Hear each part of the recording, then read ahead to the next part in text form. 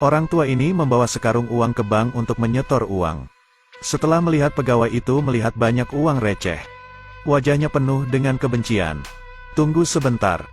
Dia memiliki terlalu banyak uang receh dan harus membutuhkan waktu berapa lama untuk bisa menghitung semuanya. Kemudian beritahu resepsionis untuk membawanya ke kantor lain. Tapi setelah pergi ke tempat lain, semua orang tidak ada yang mau melayaninya. Tapi laki-laki ini sama sekali tidak membencinya. Sebaliknya, dengan sabar dia membantu merapikan uangnya. Akhirnya ia telah merapikan semua uangnya yang berjumlah 7.000 yuan. Jadi ia memberinya saran jika uangnya disimpan. Bunganya tidak banyak, tetapi jika Tuan menaruhnya di bank, Tuan dapat menghasilkan banyak uang. Melihat pria tua yang kelelahan, ia bahkan memberi jatah makan siangnya pada pria tua ini. Lelaki tua itu segera mengikuti sarannya untuk menyimpan semua uangnya. Tapi lelaki pria tidak pernah berpikir, karena kebaikannya yang tidak disengaja itu dapat membantunya mendatangkan banyak pelanggan. Kami di sini untuk menabung kepada pria baik kemarin. Meskipun mereka semua adalah pemulung, tapi mereka memiliki banyak uang.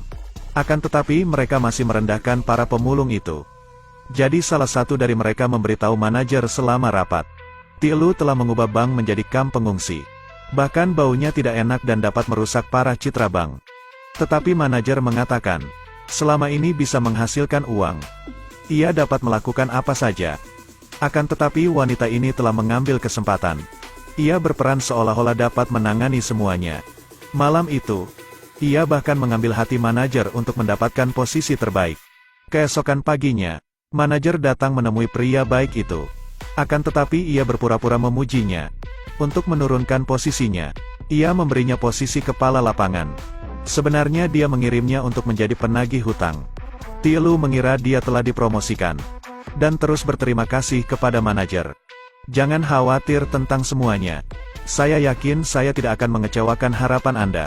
Tetapi seperti yang diketahui semua orang, ia baru saja masuk ke dalam jebakannya.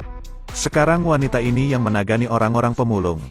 Meskipun bau, ia tetap berusaha melakukan yang terbaik agar mendapatkan posisi terbaik. Tak lama kemudian, Tielu pergi menagih hutang. Ternyata itu sama sekali bukan hal yang baik. Ia dapat menemukan banyak masalah ketika terjun ke lapangan. Ketika Tielu kembali, manajer tidak banyak mendengarkan. Ia hanya ingin melihat hasil tanpa mendengarkan alasannya. Dia bahkan mengkritik Tielu. Sebagai hukuman, gaji bulan ini dipotong. Sekarang ia tidak hanya kehilangan gajinya, bahkan ia tidak akan mendapatkan bonus. Tetapi semua ini belum berakhir. Perusahaan sedang mempersiapkan evaluasi karyawan yang sangat baik baru-baru ini. Saat di jalan ia bertemu dengan wanita licik ini. Meskipun terlihat ramah di luar, tapi busuk di dalam, Tielu masih tidak mengerti apa yang sedang terjadi. Ketika makan siang, rekan-rekannya menasihatinya untuk tetap bertahan. Mereka akan terus mendukungnya. Tak lama rapat pun akhirnya dimulai. Ketika manajer Chow mengumumkan hasil pemungutan suara, wanita itu dinilai sebagai karyawan yang sangat baik. Melihat itu ia tidak bisa mengerti lagi. Manajer mengatakan sebenarnya pekerjaan Tuan Tieu sangat bagus. Tetapi kemampuan menulisnya di bawah rata-rata. Jadi saya meminta dia untuk menggantikannya. Ternyata kinerja lebih baik darinya.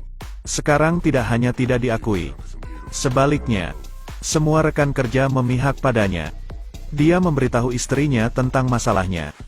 Istrinya mengatakan kalau itu tidak mudah. Sang istri memberinya saran untuk memberikan hadiah untuk manajer.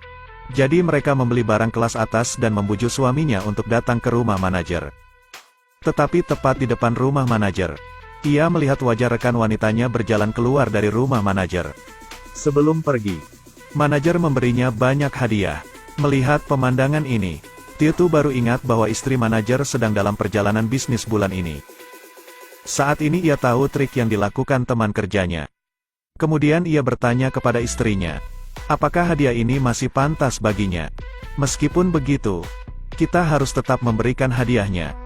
Setelah banyak berdiskusi malam itu, sang istri dengan cepat menemukan cara. Dia ingin membantu suaminya mendapatkan kembali semua yang pantas dia dapatkan. Saat ini wanita itu masih bisa tertawa dan tersenyum. Apakah dia bisa membalikan keadaannya? Tunggu episode selanjutnya.